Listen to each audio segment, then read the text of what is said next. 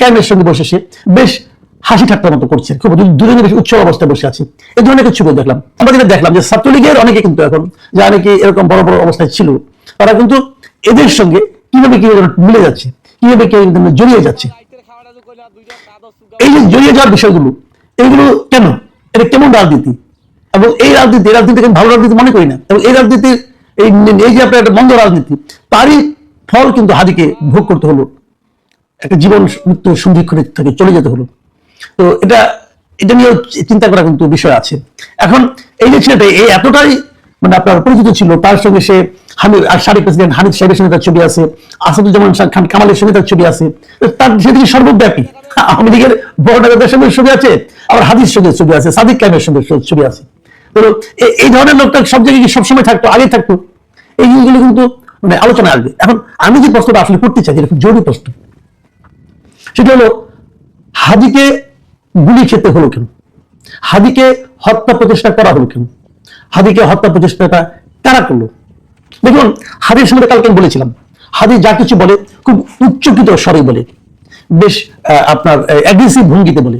এই ভঙ্গিটা অনেকে পছন্দ না, আর কিছু কিছু কথা খুবই মানে গায়ে লাগার মতো, অনেক সময় আপত্তিকর আমার কাছে মনে হয়েছে। সেটা একটা কথা, কিন্তু সেগুলো তো সে নতুন বলে না, তো অনেক আগের থেকেই বলে।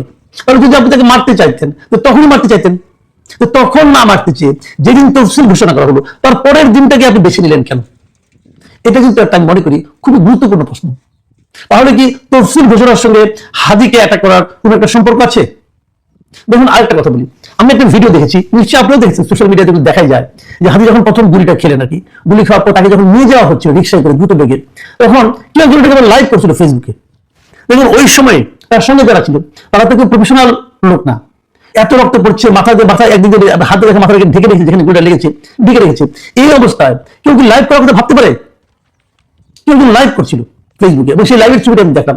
এবং সে লাইভ যে করছিলেন, তিনি আবার বলছিলেন, উচ্চারণ করছিলেন যে ঢাকা 8-এ হাদি ভাই প্রার্থী হওয়ার কারণে তাকে আজকে গুলি করা হলো।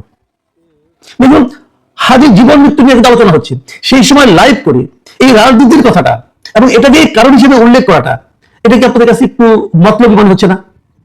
তার মানে ঘটনা যেভাবে ঘটুক না কেন, ঘটনার দৃষ্টিটা কিন্তু ওই নির্বাচনের দিকে, ঢাকা 8-এর দিকে, ঢাকা 8-এ যে তাকে প্রতিদ্বন্দ্বী মনে করে তার দিকে কিন্তু একটু দেখানোর চেষ্টা করা হচ্ছে। এই কাজটা কেন, এই কাজটা কে করলো? আমার তাকে জিজ্ঞাসাবাদ করা উচিত যে তুমি কি করে বুঝলে যে ঢাকা 8-এর নির্বাচনের কারণে, নির্বাচনে প্রার্থী হওয়ার কারণে তাকে গুলি করা হয়েছে? এটা কিন্তু তাকে আমি মনে করি জিজ্ঞাসা করা উচিত, তুমি এটা কোথায় পেলে, কিভাবে পেলে? এটার মাধ্যমে কি তুমি দৃষ্টিটাকে অন্যদিকে ঘুরে দিতে চাচ্ছ? প্রকৃতপক্ষে যারা দায়ী অথবা যারা করেছে তাদেরকে তুমি চেনো বলে কি তুমি অন্যদিকে দৃষ্টি সরাতে যাচ্ছ? ক্যামের সঙ্গে বসে সে বেশ হাসি ঠাট্টার মতো করছে, খুব দুজনে বেশ উৎসব অবস্থায় বসে আছে। এই ধরনের কিছু ছবি দেখলাম। তবে এটা নিয়ে আমার একটু সন্দেহ আছে, এটা হয়তো এআই দিয়ে তৈরি করা হতে পারে, আমি বলতে পারবো না, কারণ আজকে সোশ্যাল মিডিয়াতে খুব দ্রুত অনেক কিছু চলে আসে। দেশের রাজনীতিবিদ ও রাজনৈতিক বিশ্লেষকদের টকশো শুনতে চ্যানেলটি সাবস্ক্রাইব করবেন এবং ভিডিওটি ভালো লাগলে একটি লাইক দিয়ে আপনার মূল্যবান মতামত জানাতে ভুলবেন না।